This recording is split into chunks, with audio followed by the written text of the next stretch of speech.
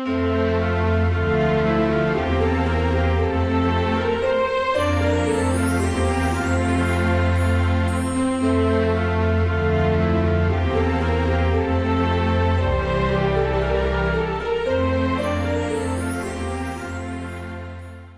and welcome to day 6 of the 12 Days of N-Scale. This is a 12-part series where I share the joy of running my N-Scale trains on a very temporary holiday layout. Today we're going to start moving into my newly acquired locomotives, although this one I did not buy brand new. This was secondhand. I acquired this one over the summer at Trains and Lanes in Easton.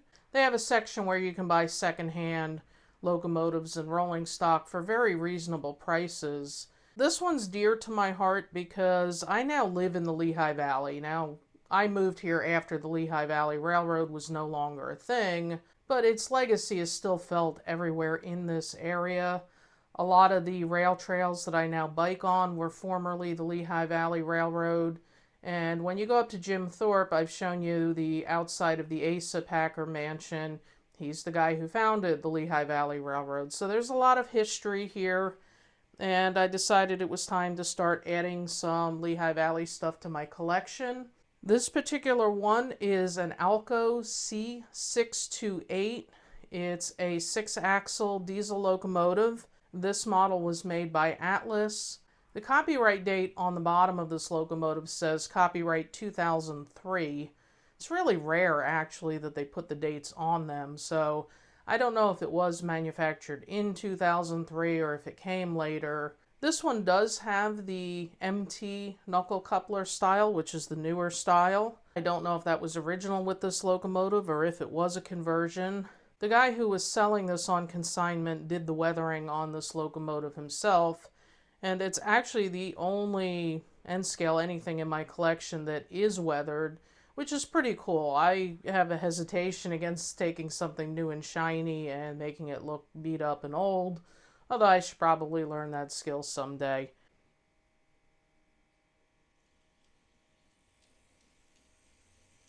You'll notice as this runs how much quieter it is than many of the old locomotives you've seen so far in my collection, and that's something I'm really appreciating about the newer N-Scale stuff, is just how quiet it has gotten.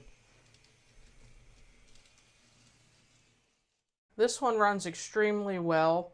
It runs very quiet, and it's the largest locomotive in my collection. So I will be able to make a pretty long freight train on this. Now, I don't have too many freight cars yet that have the knuckle style couplers, but I'm going to cheat and borrow this really cute little tank car. This one happens to be my sister's. I'm doing some work on her N-Scale collection this winter. And in that consist of freight cars, I'm going to have this 2-bay Lehigh Valley covered hopper car, which I bought in the mid-90s. And then I'm going to have this Lehigh Valley caboose, which I bought recently at a model train show in Scranton. Alright guys, I hope this freight train's going to be long enough for you. I know I said on day 3 that was probably going to be the longest one, but yeah, I just decided to try to outdo that. So we've got our Lehigh Valley Alco C628, number 633. I've got the Pennsylvania Railroad boxcar I bought this summer. We've got the little conversion tank car, which is actually my sister's, but God, that's cute. It's Firestone. I'm going to have to get some of those. And because Lehigh Valley Railroad, like Reading and Northern and Reading, hauled a lot of coal. In fact, they dubbed themselves the route of the Black Diamond. I put a lot of coal cars in this consist. We'll throw Reading in just for fun. I put this little ice box car on here. I always think of the Ice House in Bethlehem, which is now a concert venue.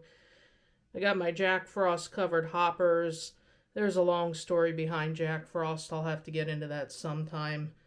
Those are older cars. And then I got this one secondhand, this tanker car. I believe this is a first run for this Golden Loaf car. I bought that in the mid-90s along with that Lehigh Valley hopper. And this is definitely the first run for the caboose, which I got at the model train show in Scranton earlier this year.